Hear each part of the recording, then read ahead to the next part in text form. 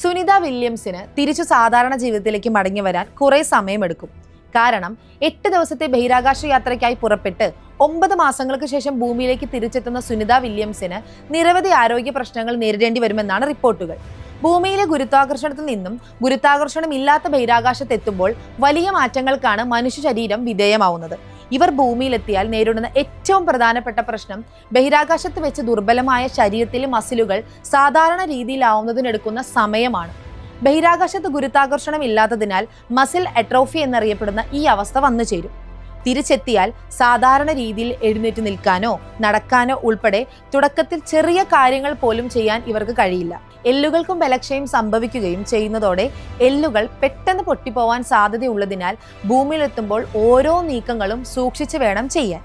ബഹിരാകാശത്ത് താമസിക്കുമ്പോൾ സഞ്ചാരികളുടെ നട്ടെല്ലിന്റെ നീളം കൂടുന്നതിനാൽ ഇതും നോർമലായി വരാൻ സമയമെടുക്കും. മാത്രവുമല്ല, ഭൂമിയിൽ എത്തുന്നതോടെ ഇവിടുത്തെ സാഹചര്യങ്ങളുമായി പൊരുത്തപ്പെടാൻ ശ്രമിക്കുമ്പോൾ നിരവധി ചെറുതും വലുതുമായ ആരോഗ്യ പ്രശ്നങ്ങളും ഇവർ നേരിടേണ്ടി വരും. ഭൂമിയിലേക്ക് തിരിച്ചെത്തിയാൽ മാസങ്ങളോളം നീണ്ടു നിൽക്കുന്ന റീഹാബിലിറ്റേഷൻ കഴിഞ്ഞ് മാത്രമേ ഇവർക്ക് സാധാരണ രീതിയിലേക്ക് ഘട്ടം ഘട്ടമായി കടന്നു വരാൻ സാധിക്കുകയുള്ളൂ.